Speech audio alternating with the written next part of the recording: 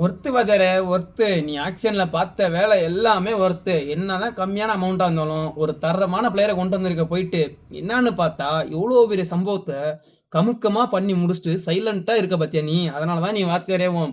ஒரு perfect replacement பிளேயர்னா நம்ம Jacob Duffy. யாருக்குன்னு பார்த்தா ஜாஸ் ஹேசல்வுட்டுக்கு மட்டும்தான். தலைவனை ஒவ்வொரு ஓவரும் அந்த மாதிரி போடக்கூடியவன். ஒரு கேலண்டர் இயர்ல நியூசிலாந்து பிளேயரா அதிகபட்ச விக்கெட் எடுத்தோன்னே இவன் தானமா. 81 விக்கெட், கிட்டத்தட்ட 35 T20 wicket, 25 test wicket, 21 ODI wicket கிட்டத்தட்ட எடுத்து ஒரு கேலண்டர் இயரவே செதற விட்டுருக்கான். அந்த மாதிரி ரிப்ளேஸ்மெண்ட் பிளேயரு. இதுக்கு மேல ஒன்றும் சொல்றதுக்கு வேலையே கிடையாது. டீம் வர்றதுக்கு முன்னாடியே இந்த அளவுக்கு பெர்ஃபார்ம் பண்ணான்னா உள்ள வந்ததுக்கு அப்புறம் நம்ம படை பலம், நம்ம ரசிகர் பலத்தை பார்த்துட்டானா பையன் இன்னும் துள்ளி குதிக்க ஆரம்பிச்சிருவான்.